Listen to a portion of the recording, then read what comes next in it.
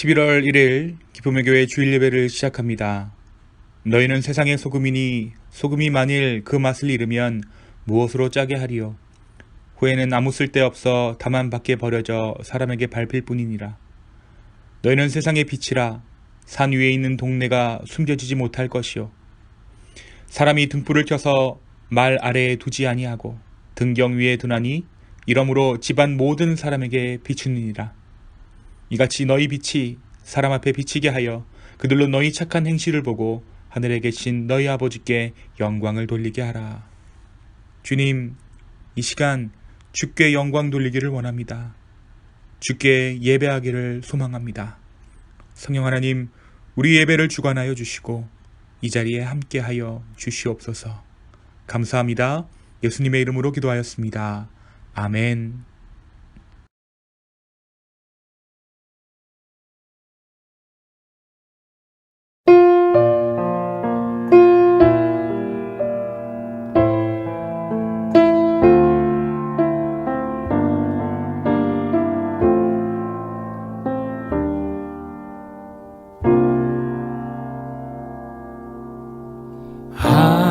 아버지여 구하오니 이제 이 땅 고쳐주소서.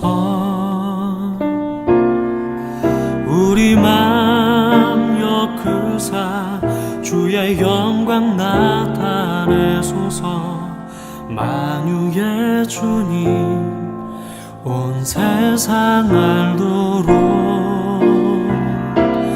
목소리 합쳐 주께 영광 돌리며 주님의 통치 선포하게 하소서.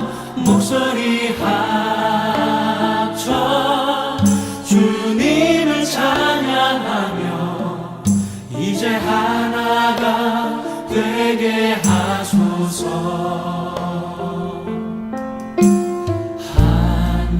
주를 찬양하며 이제 우리 마음 합치세. 주 예수 그 이름 온 땅 위에 높이 들리라. 만유의 주님 온 세상 목소리 합쳐 주께 영광 돌리며 주님의 통치 선포하게 하소서. 목소리 합쳐 주님을 찬양하며 이제 하나가 되게 하소서.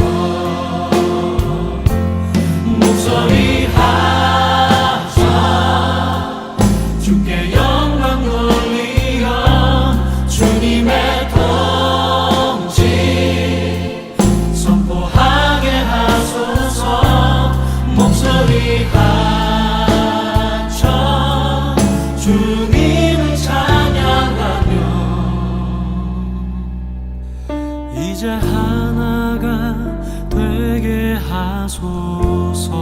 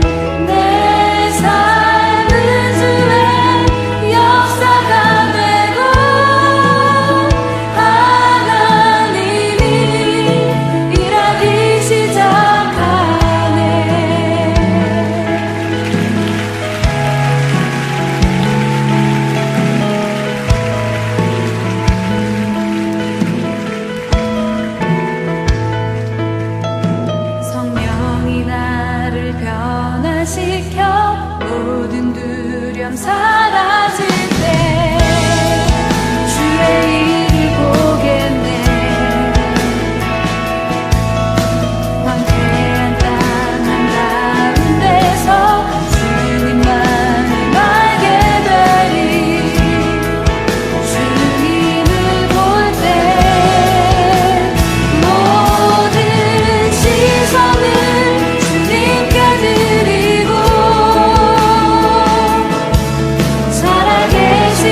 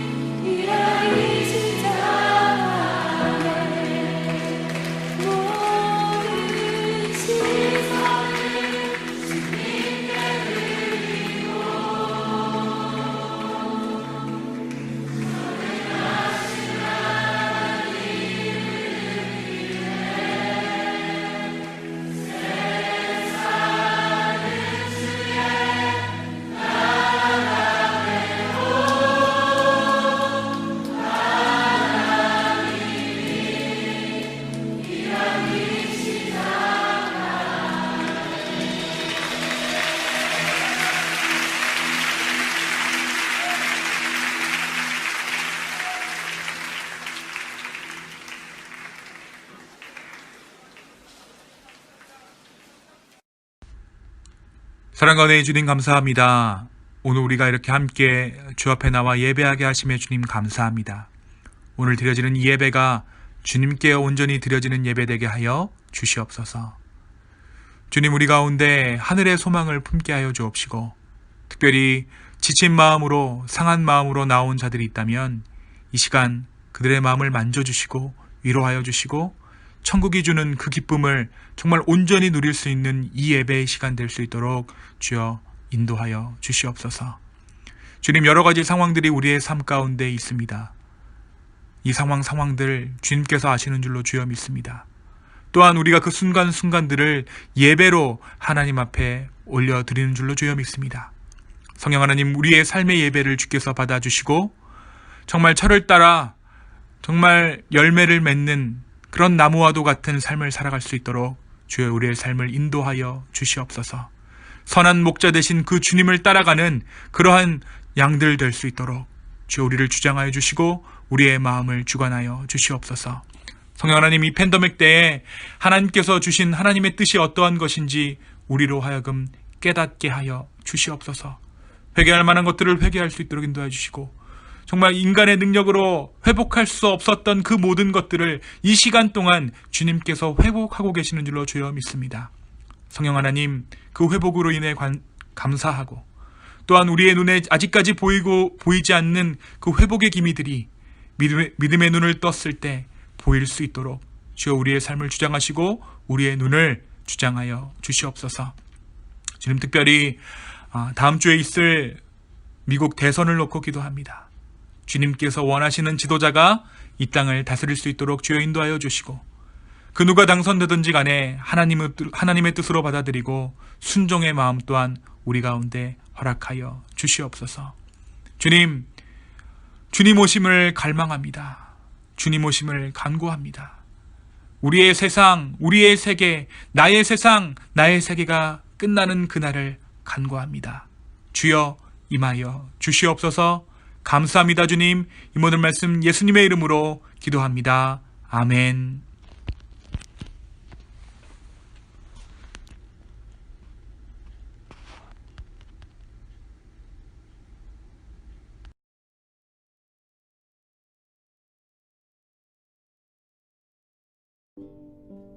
마태복음 9장.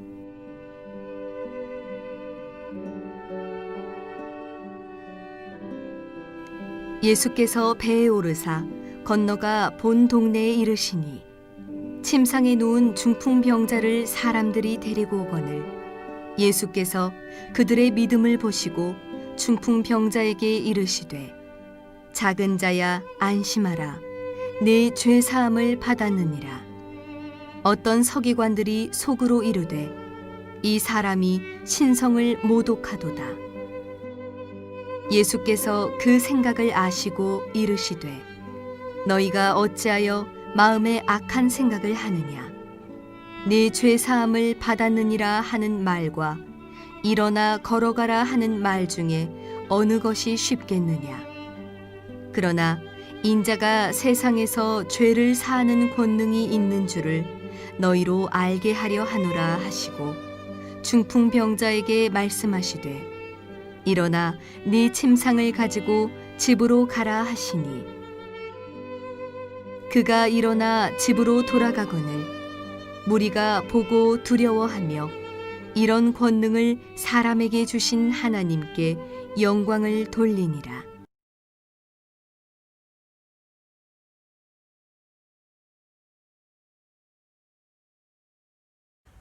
네, 사랑하는 기쁨의 교회 가족 여러분 안녕하세요. 네, 지난 한 주간 평안하셨나요? 네, 제법 쌀쌀해진 날씨입니다. 네, 감기들 조심하시고요. 하나님께서 이 상황 가운데 모든 상황 가운데 함께 하시는 줄로 믿습니다. 우리가 정말 코로나 때문에 많은 것들을 못하고 있지만 또 그 안에서 우리의 일상들이 조금씩 회복되고 있는 것 같습니다. 정말 주님의 은혜에 감사하고 날마다의 삶 가운데 주님과 더욱더 깊이 교제할 수 있는 저와 여러분 우리 기쁨의 교회가 되기를 간절히 소망합니다. 제가 중학교 때 겪은 이야기를 좀 소개해 드리는 것으로 오늘 말씀을 시작해 보려고 합니다. 어느 날 이렇게 길을 지나가는데 광고 전단지가 눈에 들어왔습니다. 그 광고 전단지에는 그 아래편에 큰 빨간색 글자로 춘계부흥대성회라고 쓰여져 있었어요. 당시 저는 신앙에 조금 이렇게 뜨거움을 가지고 있었던 때, 제가 예수님 만난 지 얼마 되지 않아서 제 마음 가운데 좀 뭐랄까요, 복음에 대해서 교회에서 하는 것에 대해서 굉장히 좀 관심을 가지고 보고 있었던 때입니다. 그래서 그 포스터를 좀 가까이 가서 보게 되었어요. 그런데 그 춘계부흥대성회 밑에 어떤 글귀들이 써 있었는가 이렇게 보니까 류마티즘, 각종 암, 당뇨, 성인병, 그런 글귀가 써 있는 거예요. 그리고 그 밑에는 예배 후 기도 시간과 헌금 시간이 있습니다 라고 써 있는 것이었습니다. 제가 한국에 있을 때만 하더라도 이러한 부흥 집회들이 참 많이 있었습니다. 그런데 제가 어렸을 때지만 이 전단지가 뭔가 이상하다라고 좀 생각을 했어요. 뭔가 조금 저급하다라고 생각했던 것 같아요. 제가 그렇게 생각했던 이유는 당시 저에게는 아직 성인병이 없었기 때문에 그런 어떤 류마티즘, 각종 암 이런 것들이 제 마음 가운데 이렇게 다가오지 않아서였겠죠. 첫 번째 이유는 그것이었고, 두 번째는 과연 이게 예수님의 전부인가? 내가 교회 다니고 내가 정말 갈망하고 열망하는 하나님의 결국이 이 병을 고치는 그것일까? 라는 생각 때문이었습니다. 어린 나이였지만 제가 그때 당시 참 뜨거움을 맛보고 있었을 때라서 그런지 그 글귀들이 참 싱거운 거예요. 류마티즘, 암, 당뇨, 성인병. 모르겠어요. 지금 이런 문자들을 이렇게 보면 제 마음 가운데 조금 다르게 부딪히는 부분이 있을지도 모르겠는데 당시에는 그랬습니다. 물론 예수님께서는 이 땅에 오셔서 많은 병자들을 고쳐주셨어요. 그런데 병을 고쳐주시는 것, 그것 자체가 예수님께서 이 땅 가운데 오신 목적은 아니었습니다. 많은 병자들은 고쳐주셨지만 예수님은 이 땅에 우리의 병을 고쳐주시기 위해서 오신 것은 아니라는 것이죠. 마태가 기록한 예수님께서 행하신 10가지의 기적들 중에, 마태복음 가운데 기록되어 있는 10가지의 기적들 중에 대부분이 사실은 병고침의 기적입니다. 또 귀신 쫓는 기적들이에요. 오늘 저와 여러분이 읽으신 마태복음 9장 1절에서 8절까지의 말씀에서도 예수님은 한 중풍병자를 고쳐주시죠. 그렇다면 성경에 등장하는 이 수많은 병고침들, 예수님께서 그들을 고쳐주셨던 그 일들을 우리는 어떠한 시각으로 좀 바라봐야 하는 걸까요? 오늘 이 본문을 통해서 저와 여러분이 함께 나누기를 소망합니다. 먼저 우리는 예수님께서 이 병든 자들을 낫게 해주시는 사역하시기 전에 무엇을 하셨는가에 대해서 주목할 필요가 있습니다. 우리는 그걸 알아야 돼요. 안 그러면 우리가 그냥 병든 것만 집중할 수밖에 없어요. 그 사역이 너무나도 큰 사역이기 때문에, 다이나믹한 사역이기 때문에. 우리가 2주간 새벽 시간을 통해서 산상수훈의 메시지 내용에서 우리는 예수님께서 사역 전에 무엇을 하셨는지 알 수 있었습니다. 그것은 바로 예수님은 하나님 나라를 전하셨어요. 예수님은 사람들을 먼저 만나셔서 사역을 하시기 이전에 하나님 나라를 전하셨다는 것이에요. 그 나라, 여지껏 유대인들이 율법을 지키는 것으로 건설될 것이라고 믿고 있던, 오해하고 있었던 하나님 나라, 그 나라의 복음을 우리 주님께서 전하십니다. 그 중에 좀 핵심되는 부분이, 가장 핵심되는 부분이 바로 하나님과 연합함이라는 부분이었어요. 하나님과 이제 관계 있게 되었다.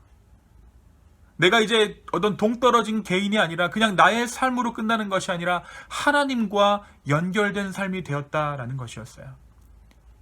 그러면서 그 연결됨을 우리가 이웃에게 행해야 된다. 그것이 구제였죠. 그 구제를 행하는 것이 먼저 그의 나라와 그의 의를 구하는 것임을 우리가 알았습니다. 그리고 그 나라는 어떻게 완성되는가? 그 하나님의 나라는 예수 그리스도의 십자가, 그리스도의 죽음으로 완성되리라 라고 주님께서 말씀해 주세요. 예수님께서 죄인된 우리를 구제해 주신 것입니다. 예수님께서는 강론으로 하나님 나라를 전하시고 병을 고쳐주심으로, 수많은 병진자들을 만져주심으로 하나님 나라를 보여주십니다. 그런데 단순히 병이 나을 것이야 하나님 나라는 병 낫는 곳이야, 이런 차원에서 예수님이 그것들을 보여주신 것이 아니라 예수님께서 낫게 해주신 그 병자들의 한 사람 한 사람의 사연들을 좀 알 필요가 있어요. 먼저 예수님은 처음 3명의 환자들을 고쳐주시는데, 공동체에서 손대기조차 꺼려했던 나병 환자, 그에게 손을 대서 예수님 그의 병을 낫게 하십니다. 두 번째는 유대인 그룹에 속하지 않았던 이방 군인의 하인을 고쳐주세요. 세 번째는 나이 많은 여인이었습니다. 베드로의 장모였죠. 예수님은 이러한 자들을 먼저 고쳐주세요. 천국은 이러한 자들이 주인이 되는 것이다. 낮은 마음으로 주님께 은혜를 구하는 자들, 이 땅에서 존경받은 서기관이나 바리새인이 주인 되는 곳이 아니라 낮은 마음으로 기꺼이 주님께 은혜를 구하는 자들이 바로 천국의 주인이 될 것이라는 것을 병고침의 사역을 통해서 보여주십니다. 이렇게 병을 고쳐주시고 난 후에 한 서기관이 나와서 예수님을 따르려고 하죠. 선생님, 어디로 가시든지 내가 따르겠습니다. 그러자 예수님께서 말씀하시기를, 여우도 굴이 있고 공중에 새도 거쳐가 있으되 인자는 머리 둘 곳이 없느니라.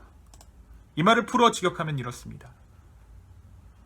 어디로 가시든지 내가 따르겠습니다 하는 그 앞에 나는 떠돌이다. 야생의 여우보다, 야생의 새보다 못한 삶을 살 각오가 되어 있느냐? 떠돌이 개처럼 살 각오가 되어 있느냐? 사실 이 서기관은 예수님의 영험한 능력을 보고 예수님을 따라가면 뭔가 인생의 답이 나올 줄로 생각했을 것입니다. 그래서 당시에 자기가 갖고 있던 모든 사회적 직분이나 지위, 이 모든 것들을 포기해도 될 만한 가치가 있다라고 생각했을 것이에요. 그의 선택은 굉장히 합리적이고 당연한 선택이었습니다. 정말 그는 예수님의 능력에 매료됐던 것이에요. 그러나 예수님께서 그의 진심을 파악하시는 질문은 달랐습니다. 서기관이 생각했던 진실과 진심이, 정말 그는 진실했지만 예수님의 이 질문 앞에 허물어지고 만 것이에요. 내가 아무리 진실되다고 할지라도 내가 주장하는 그 진심이 그 예수 그리스도의 날카로운 질문 앞에 허물어져 버리는 그 순간이 있잖아요. 서기관이 그걸 경험한 것입니다. 결국 이 서기관은 예수 그리스도를 따라가지 못해요. 그리고 난 후에 어떤 일을 하시는가? 예수님은 갈릴리 바다에서 풍랑을 잠잠케 해주십니다. 마태복음 9장 23절에서 27절에 이 일화를 담고 있습니다. 이 일화를 통해서 예수님께서 무엇을 말씀하시느냐?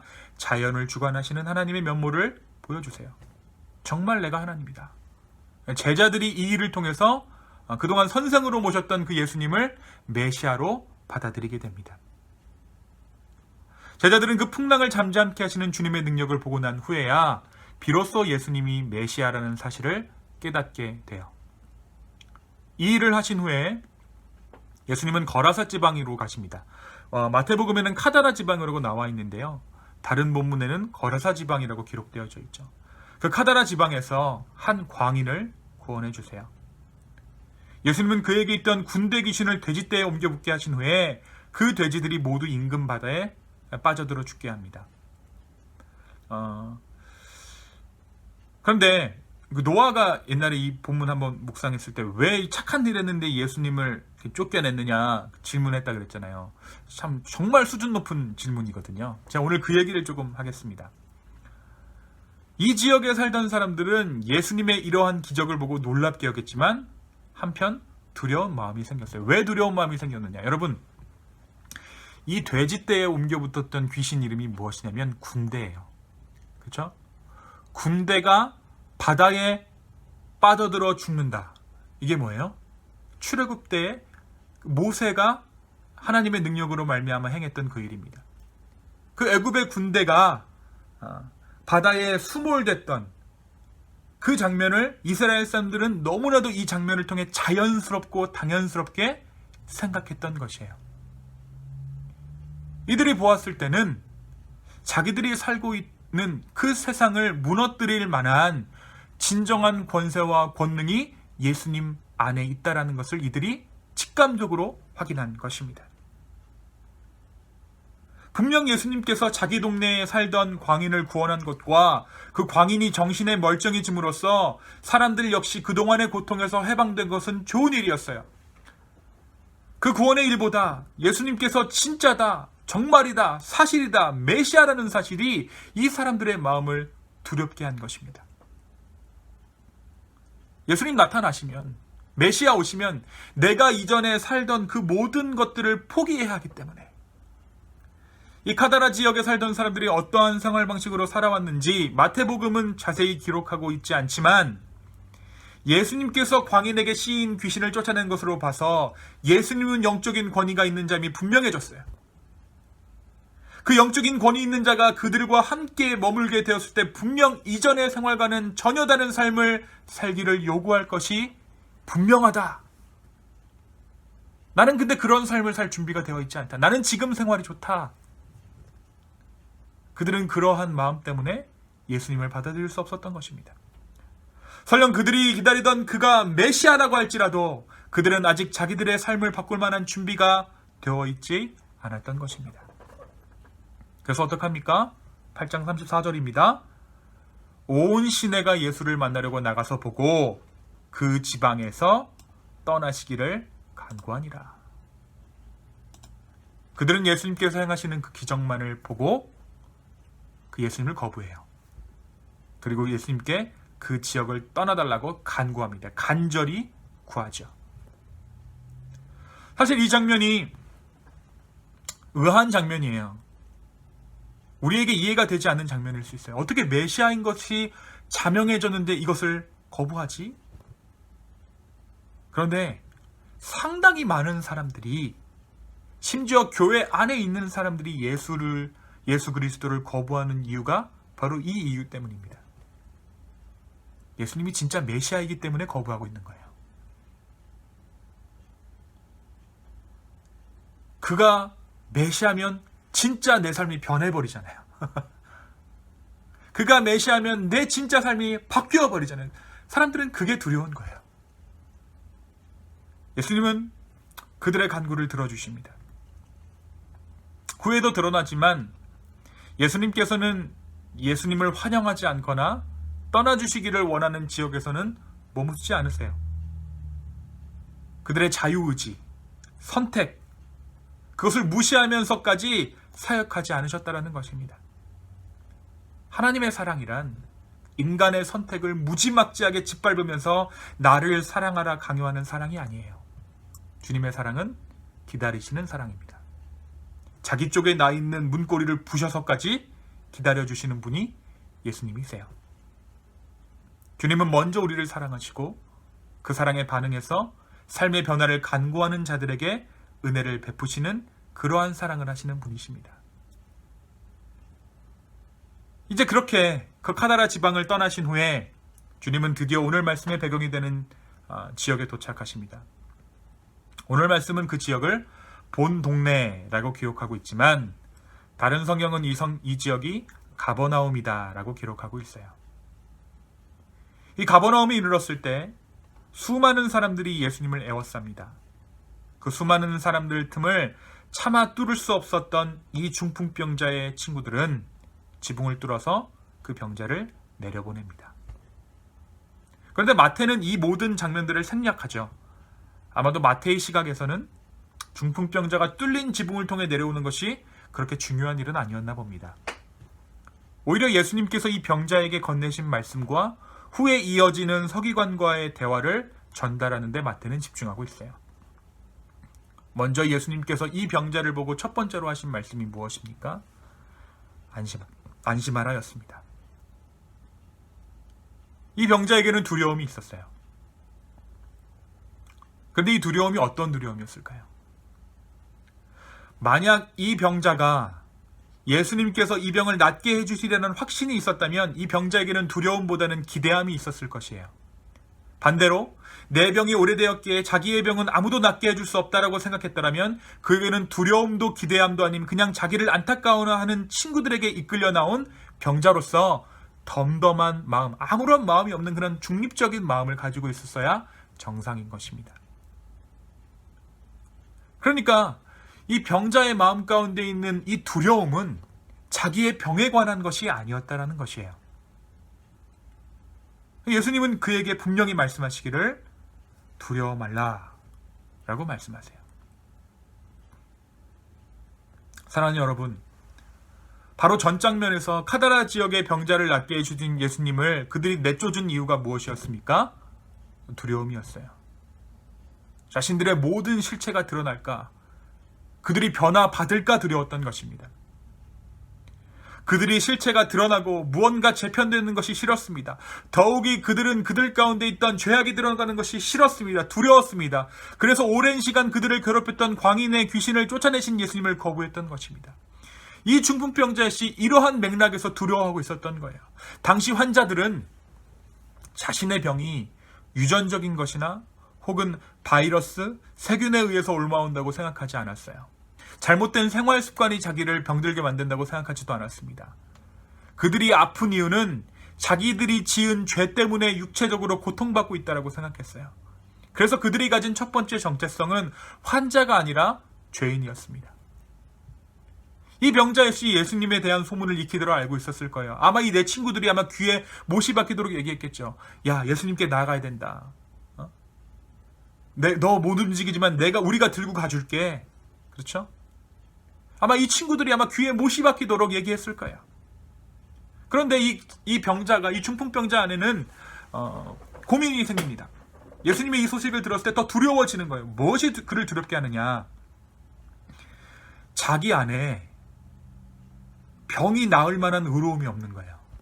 내가 죄 때문에 지금 아픈데 내가 병을 나을 만한 짓을 한 번도 한 적이 없는 것입니다. 여러분, 중풍이란 병이 어떠한 병입니까? 어느 정도 살았을 때 찾아오는 병이죠. 중풍이니까 이제 인생의 한 시점에서 풍을 맞았을 것이고, 풍을 맞은 직후로는 지난날의 잘못을 곱씹으면서 누워있었을 것이에요. 아, 내가 잘못 살아서 이 풍 맞았구나. 그렇죠?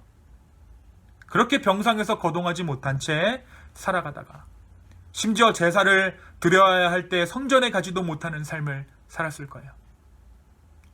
그저 죄인의 마음으로 죄책감을 가진 채 누워 있었을 것입니다. 자기가 가진 죄를 만회하지도 못한 채 말이죠. 성전에 어떻게 걸어가서 제사를 드려야 그 죄를 만회라도 해볼 텐데 풍 맞아 쓰러진 이후로는 그것도 못하는 거예요.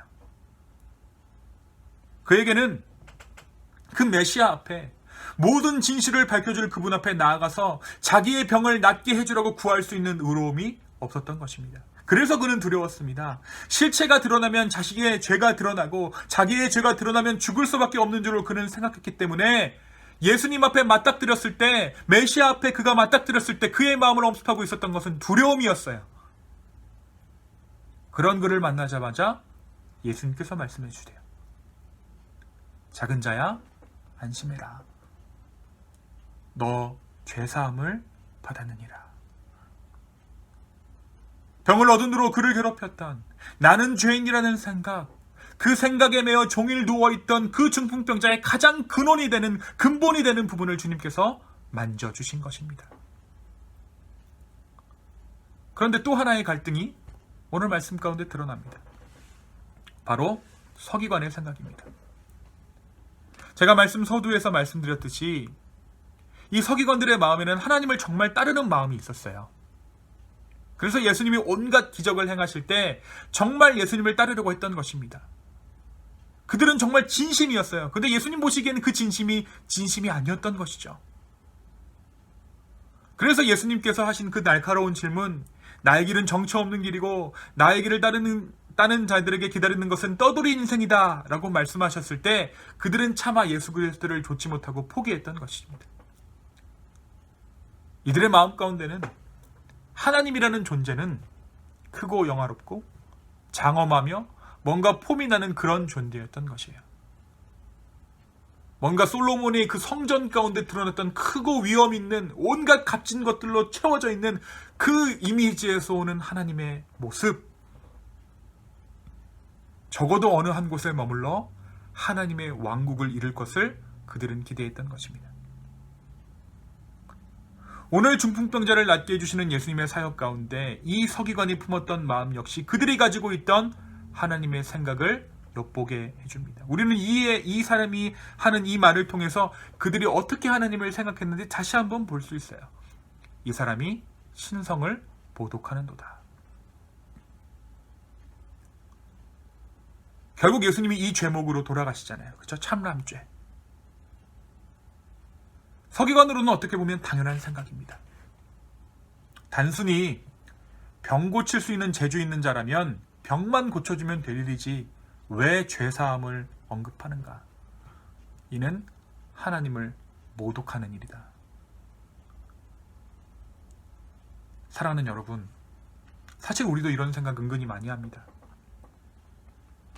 하나님은 당연히 이렇게 존귀하시고 높으신 하나님인데 감히 그런 식으로 하나님을 생각하다니. 교회는 거룩한 것인데 교회 안에서 이런 생각을 하다니, 이런 일들을 하다니 이미 우리의 의가 다 차버린 것입니다. 하나님 수준에서 판단하고 하나님 수준에서 생각합니다. 그래서 신성을 모독한다라는 기준을 제시하는 이 서기관은 역설적으로 본인이 신성을 모독하고 있었던 것이에요. 너가 정말 하나님을 모독하고 있구나. 이 말 자체가, 이 말이 하나님을 모독하고 있다는 증거였던 것입니다. 눈이 어두워져 버린 서기관은 하나님의 마음이 기뻐하는 그 기쁨의 현장 가운데 그 기쁨을 동참하지 못하고 헤아리지 못하고 혼자 심각한 사람으로 구원의 현장을 목도합니다. 결국 예수님은 이 병자의 죄가 진짜 사해졌음을 증명해 보이기 위해서 이 중풍병을 고쳐주신 거예요. 죄사함의 문제는 눈에 보이지 않기 때문에 눈으로 보이지 않는 기적을 통해, 눈으로 보이는 기적을 통해 이 병자에게 임한 구원이 실제한 구원이다. 내가 정말 말한 죄사함이 실제로 일어난 죄사함이다라는 것을 보여주신 것입니다. 사랑하는 여러분, 예수님께서는 산상수훈 내내 하나님 나라에 대해서 말씀하셨어요. 이 하나님 나라는 결국 언제 시작되는가? 하나님과 내가 관계를 맺기 시작했을 때 시작되는 것입니다. 그래서 산상수훈이 시작되는 첫머리 팔복에 대한 강론에서 이제 너희가 온전히 하나님과 연합되었다라는 것을 말씀하시는 것으로 하나님에 대한 설명을 시작하세요. 하나님 나라에 대한 설명을 그렇게 시작하십니다. 너희들이 품게 되는 애통한 마음, 마음이 가난해지는 그 마음, 심령이 가난해지고 애가 끓고 모든 것이 정말 어쩔 수 없이 찾아오는 그러한 고통, 그 고통이 이제는 너희들만의 고통이 아니다.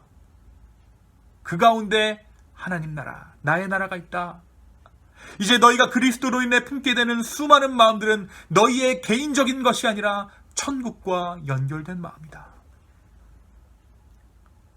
예수님께서 이 병자를 낫게 해주신 이유는 그가 구원받았다, 그의 죄가 사해졌다라는 것을 보여주기 위함이었습니다.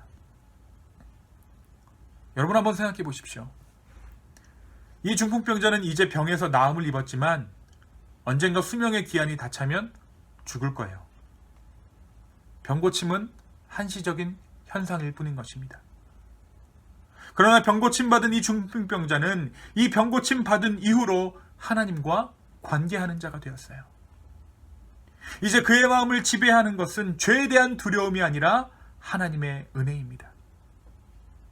똑같이 죽음을 기다리는 인간이지만 이전에는 죄의 형벌로 죽음을 기다렸다면 이제는 주님과 만나는 그날을 기다리는 마음으로 죽음을 기다립니다. 이전에는 영원한 분리가 죽음이었지만 이제는 영원한 연결이 죽음인 것이에요. 사랑하는 기쁨의 교회 여러분, 우리 주님께서 우리의 삶 가운데 선물처럼 주시는 일이 정말 많이 있습니다. 그런데 우리가 그 선물에 집중하면 그 선물의 가치만큼만 우리는 기뻐할 수 있을 것입니다. 하지만 주시는 선물의 의미를 생각하면 우리는 하나님 나라의 기쁨을 누리며 살아갈 수 있습니다. 저희에게 주신, 하나님께서 우리에게 주신 수많은 축복들, 나의 자녀들, 내가 가진 그 모든 것들, 주님께서 우리의 죄를 사하셨다. 주님께서 우리를 영원한 형벌에서 구원하셨다라는 것을 우리로 하여금 몸으로 느끼게 하시기 위해서 주신 선물인 줄로 믿습니다. 우리의 예배도 그렇습니다.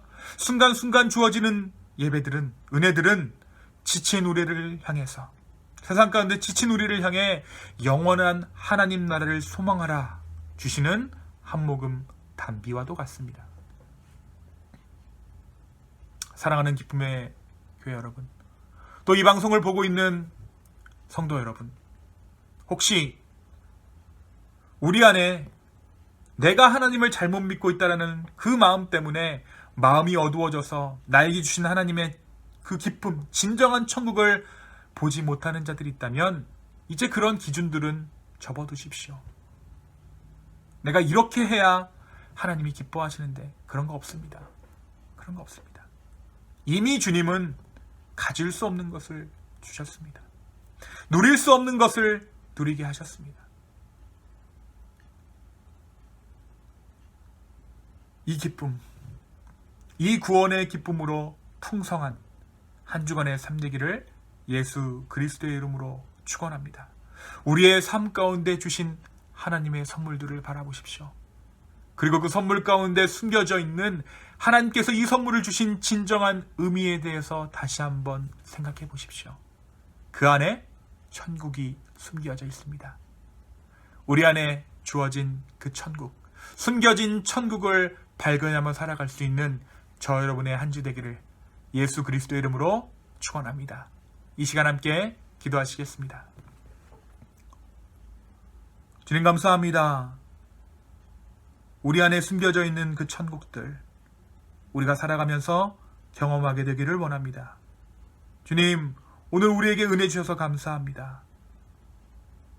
이 은혜로 말미암아 한 주간 천국을 소망하며 살겠습니다. 성령 하나님, 이 기쁨의 교회를 지켜주시고 이 기쁨의 교회 가운데 주의 성령으로 충만하게 하여 주시옵소서. 감사합니다. 이 모든 말씀 예수님의 이름으로 기도하였습니다. 아멘.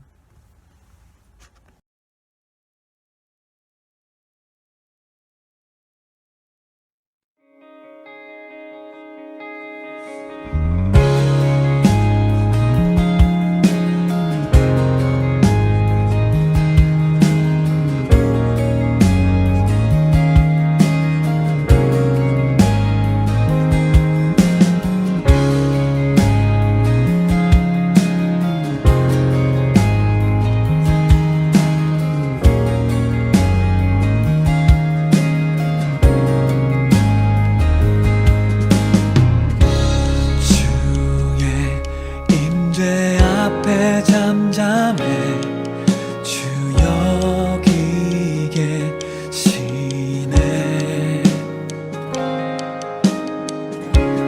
와서 모두 굽혀 경배해 신령과 진리로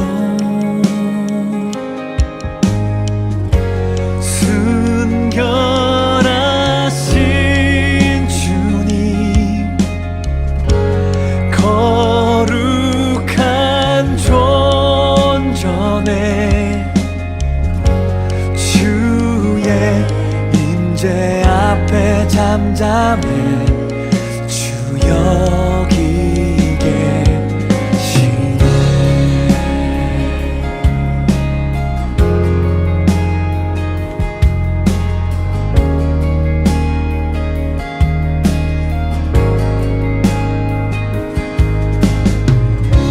주의 영광 앞에 잠잠해 주의 빛 비치네.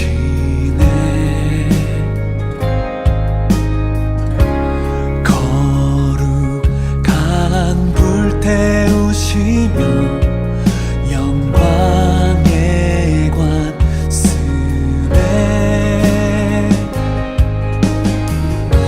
주 영광 찬란해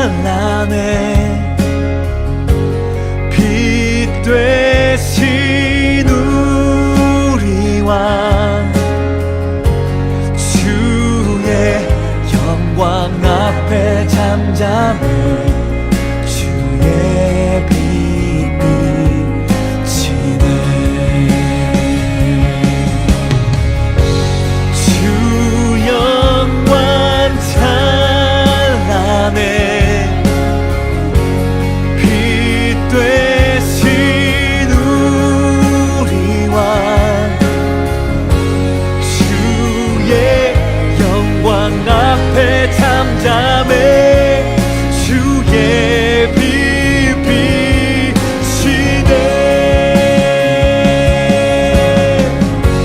주 영광 찬란해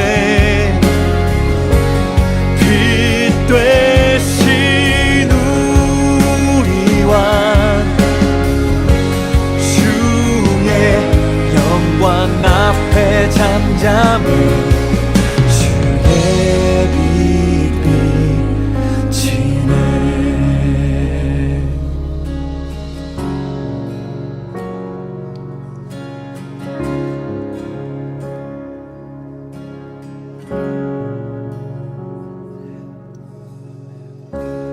주의 능력 앞에 잠잠해 주 역사하시네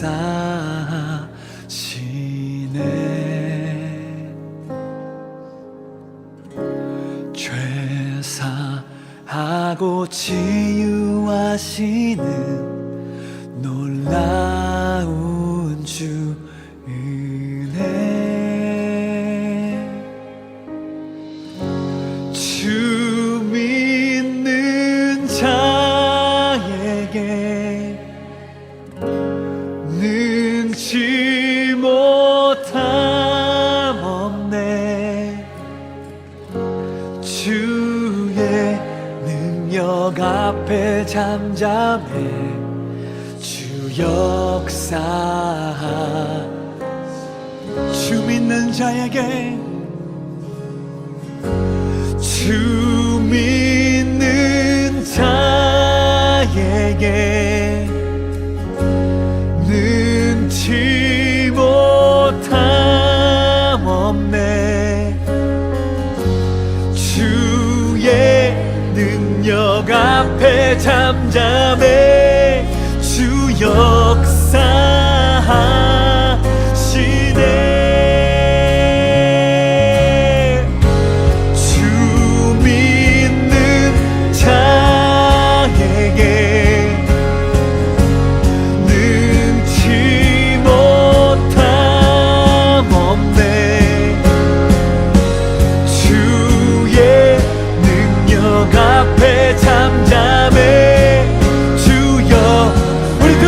선포합니다. 주 영광 찬란해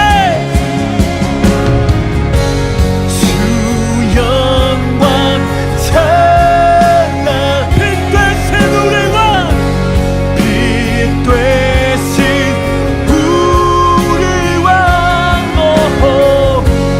주의 영광 앞에 잠잠해 주의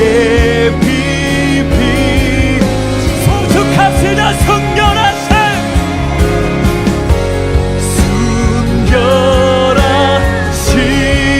주님 거룩한 존전에 주의 임재 앞에 잠잠해 주 여기 계시네 순결하신 주님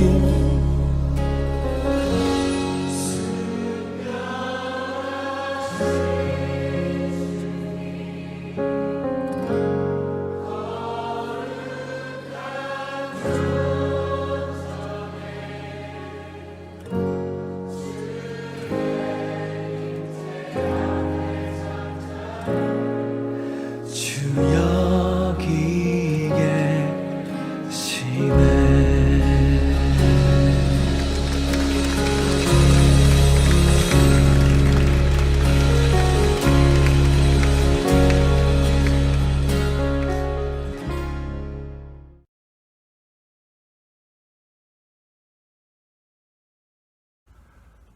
네, 지난 한 주간 평안하셨나요? 네, 광고 말씀 전해드리도록 하겠습니다. 네, 계속해서 우리 새벽 예배가 5시 30분 호프채플에서 월요일부터 금요일까지 계속되고 있습니다. 기도하기 원하시는 분들은 언제든지 환영입니다.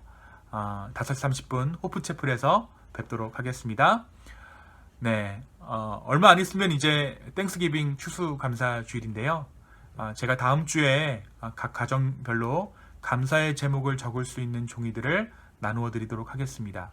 한 2주간의 시간 동안에 하나님께서 우리의 삶 가운데 허락하신 기쁨의 제목들이 무엇이 있는지, 감사의 제목들이 무엇이 있는지, 이 코로나 상황, 팬데믹 가운데 하나님께서 나에게 주신 은혜는 무엇인지 생각하고 묵상할 수 있는 기회가 되기를 소망합니다.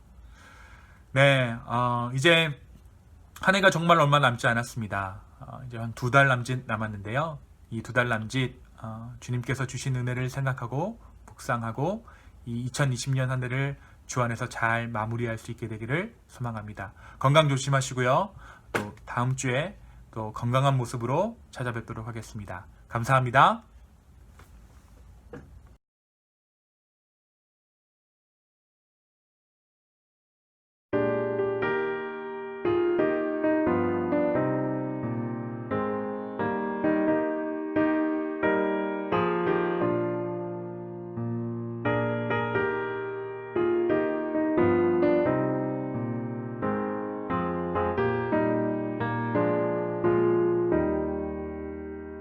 눈을 들어 하늘 보라 어지러운 세상 중에 곳곳마다 사람 영의 간식 소리 들려온다. 빛을 잃은 많은 사람 길을 잃고 헤매며 강자처럼 기진하니 믿는 자여 의할고 눈을 들어 하늘 보라 어두워진 세상 중에 외치는 자 많고 많은 생명수는 말라서라 죄를 대속하신 주님 선한 일꾼 찾으시나 대답하리 어디인가 믿는 자여 어이할꼬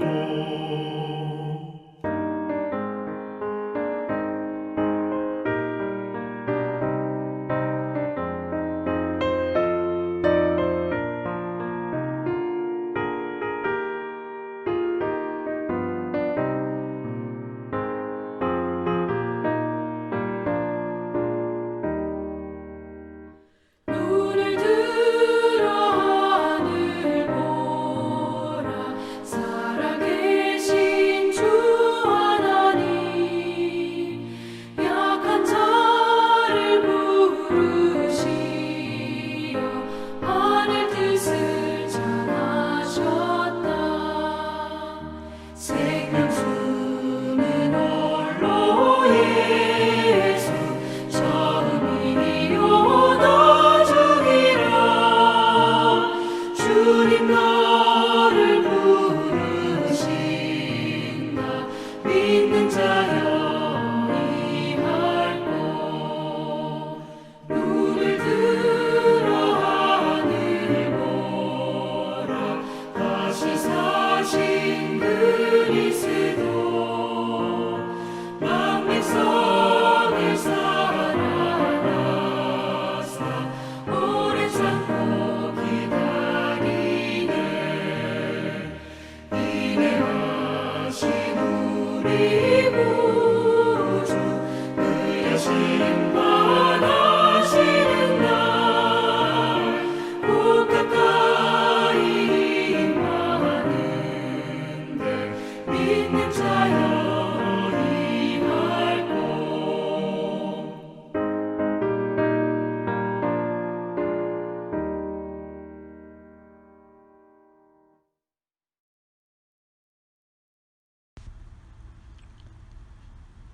이제는 우리 하나님의 사랑과 예수 그리스도의 은혜와 성령님의 감화 감동 교통하심이 참된 믿음을 가지고 주님과 함께 동행하고자 소망하는 기쁨의 교회 성도들 머리 위에와 지금도 세계 곳곳 열방에서 주님의 나라를 위해 힘쓰고 수고하는 우리 선교사님들 머리 위에 이제부터 영원까지 함께 하시기를 간절히 축원하옵나이다. 아멘.